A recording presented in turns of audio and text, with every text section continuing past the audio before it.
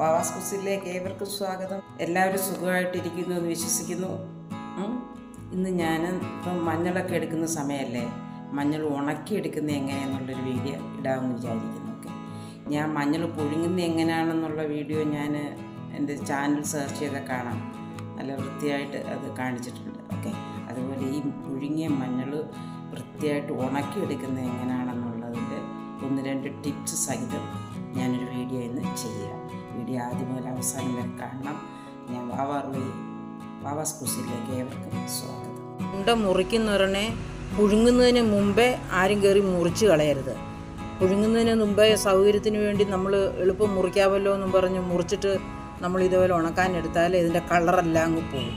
അതുകൊണ്ട് അത് പുഴുങ്ങിയതിന് ശേഷം 5-6 ദിവസം ഒന്ന് വാടിയതിന് ശേഷം മാത്രം ഇതേപോലെ മുറിച്ചിടുക. എന്നിട്ട് ഇത് വേറെ ഇടണം. ഇനി മറ്റേതിൻ്റെ കൂടെ ഇടരുത്, അതിൻ്റെ കളറെല്ലാം അഴുക്ക് പിടിക്കും. അതുകൊണ്ട് ഇത് വേറെ തന്നെ ഉണക്കിയിടും. മഞ്ഞളിൻ്റെ ഈ ഭാഗത്തിന് നിങ്ങൾ എന്താ പറയുന്നത്? ഞങ്ങളിവിടെ ഇതിനെ കുണ്ട എന്നാണ് പറയുന്നത്. ഈ കുണ്ട നമ്മൾ വൃത്തിയായിട്ട് ഉണങ്ങുന്നതിന് മുമ്പായിട്ട് 4ആയിട്ട് മുറിച്ച് വേണം ഉണക്കിയെടുക്കാൻ. ഇങ്ങനെ ഇട്ടാൽ നമുക്കത് പൊടിച്ചെടുക്കാൻ ബുദ്ധിമുട്ടായിരിക്കും. ഓക്കെ, അതുതാണ്ടേ ഇതേപോലെ കണ്ടോ, 1 2 3 4 ഇതേപോലെ കട്ട് ചെയ്തിട്ട് വേണം ഉണക്കാൻ. ശരിക്കും ഉണങ്ങുന്നതിന് മുമ്പേ അതെല്ലാം കട്ട് ചെയ്തോണം. അതെന്നിട്ട് വേറെ ഉണക്കിയെടുക്കണം. ഇനി അതിൻ്റെ കൂടെ ഇടരുത്, കാരണം നമ്മൾ മുറിച്ചതല്ലേ, അഴുക്കായി പോകും. ഒക്കെ നമുക്കിതേപോലെ അതെല്ലാം നല്ല വൃത്തിയായിട്ട് വേറെ ഉണക്കിയെടുക്കണം. ഇത് ഓക്കെ. ഈ ചാക്കിലോട്ട് ഞാൻ കുറേശ്ശെ വാരാൻ പോകും.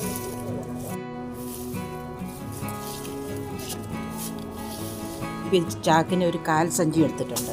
ഓക്കെ, ഇത് ഞാൻ ക്ലീൻ ചെയ്യുന്നത് എങ്ങനെയാണെന്ന് നോക്കണം. ഓക്കെ, ആ തല്ലിയത് നമുക്ക് ഈ മുറത്തിലോട്ടിടാം.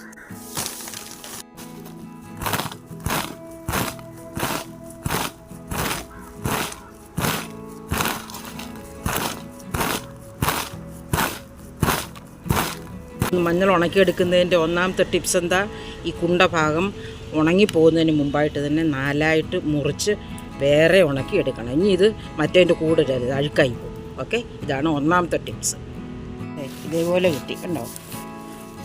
ഇനി നമുക്കിത് ഒന്നും കൂടെ ഉണക്കിയിട്ട് ഒന്നും കൂടെ തല്ലണം. അപ്പം നല്ല വൃത്തിയായിട്ട് ക്ലീൻ ചെയ്ത് കിട്ടും. അപ്പം നമുക്കിതിങ്ങനെ കുറേശ്ശെ പാറ്റിയെടുക്കാം. ഓക്കെ, ഇതേപോലെ ഇരിക്കും. ഇനി ശരിക്കും ക്ലീൻ ആയില്ല. ഇനി ഒരു 2 വേ ഉണക്കൂടെ കൊണ്ടിട്ട് നമുക്ക് ഒന്നുകൂടെ ഒന്ന് തല്ലിയെടുക്കണം. ഓക്കെ, അപ്പോൾ ഇതേപോലെ ബാക്കിയുള്ളതെല്ലാം നമുക്ക് പാറ്റിയെടുക്കാം. നമ്മുടെ ആ മഞ്ഞൾ ഉണക്കാനിട്ടിട്ട് ഇപ്പോൾ 8 ദിവസമായി. പുഴുങ്ങി ഇട്ടിരിക്കുക വെയിലത്ത്. ഓക്കെ, ഇതിൻ്റെ ഈ മേളിലത്തേത് ഈ നൂല് പോലുള്ള സാധനവും ഇതിൻ്റെ തോലൊക്കെ മാറ്റി ക്ലീൻ ആക്കുന്നത് എങ്ങനെയാണെന്നാണ് ഇന്ന് ഞാൻ കാണിച്ചു തരാൻ പോകുന്നത്. ഓക്കെ, ഇന്ന് നമുക്ക് കഴിക്കാനെടുക്കുന്ന മഞ്ഞൾ നമ്മൾ തന്നെ ഇതേപോലെ വാങ്ങി പുഴുങ്ങി ഉണക്കി ക്ലീൻ ചെയ്തെടുത്തിട്ട് കൊണ്ടുപോയി പൊടിപ്പിക്കാം. അപ്പം ഈ നാരുകളൊക്കെ ക്ലീൻ ചെയ്തെടുക്കുന്നത് എങ്ങനെയാണെന്ന് ഇന്ന് കാണിച്ചു തരാൻ പോകുന്നത്. ഓക്കെ, 1ാമത്തെ ടിപ്സ് എന്ന് പറഞ്ഞാൽ ഈ മഞ്ഞളിൻ്റെ കുണ്ടയില്ലേ, അത് ഒരിക്കലും മുറിച്ചിട്ടിട്ട് പുഴുങ്ങരുത്. അങ്ങനെ പുഴുങ്ങിയാൽ അതിൻ്റെ കളറെല്ലാം അതിൽ പോകും. അത് പുഴുങ്ങിയതിന് ശേഷം 1-2 ഉണക്ക് കഴിഞ്ഞതിന് ശേഷം മാത്രമേ അത് മുറിച്ചിടാവൂ. 2, അത് മുറിച്ചിടാതെ ഒരിക്കലും ഉണക്കിയെടുക്കരുത്. ഉണങ്ങിക്കഴിഞ്ഞാൽ പിന്നെ നമുക്കത് മുറിക്കാൻ പാടാം. അതുപോലെ കൊണ്ട് പൊടിപ്പിക്കാൻ ബുദ്ധിമുട്ടായിരിക്കും. ഓക്കെ, പിന്നെ 10 മുതൽ 15 ദിവസം വരെ ഇത് വൃത്തിയായിട്ട് ഉണങ്ങിയിരിക്കണം. നമുക്ക് സൂക്ഷിച്ച് വെക്കാനുള്ളതാണ്. അപ്പം ഒരു 10-15 ദിവസം വരെ വൃത്തിയായിട്ട് ഉണങ്ങിയിരിക്കണം. അപ്പോൾ 1ാമത്, ഈ കുണ്ട പുഴുങ്ങുന്നതിന് മുമ്പ് ഒരിക്കലും മുറിക്കരുത്. 2ാമതായിട്ട് അത് പുഴുങ്ങിക്കഴിഞ്ഞ് 1-2-3-4 ദിവസം കഴിയുമ്പോൾ അത് 4ആയിട്ട് ഡിവൈഡ് ചെയ്തിടണം. അത് വേറെ വെച്ച് ഉണക്കുകയും ചെയ്യണം, കാരണം അതിൻ്റെ കളർ പോകും. ഓക്കെ, നമുക്കത് പൊടിപ്പിക്കാൻ പറ്റും, അല്ലെങ്കിൽ പിന്നെ അത് മുറിക്കാൻ പാടാം. നമ്മൾ ഉണക്കിയെടുത്ത മഞ്ഞൾ നോക്കിയേ, എന്ത് ഭംഗിയായിരിക്കുന്നല്ലേ, എത്ര ക്രിപ്സി ആയിട്ടിരിക്കുന്നു. നമ്മൾ ഉണക്കിയെടുത്ത മഞ്ഞൾ ഇത് 16 ദിവസം കഴിഞ്ഞ് 15 ദിവസം കഴിയുമ്പോൾ നമുക്ക് പൊടിക്കാൻ എടുക്കാം. ഇപ്പോൾ ഉടനെ പൊടിക്കേണ്ട ആവശ്യമില്ല, അതുകൊണ്ട് ഇപ്പം പൊടിക്കുന്നില്ല.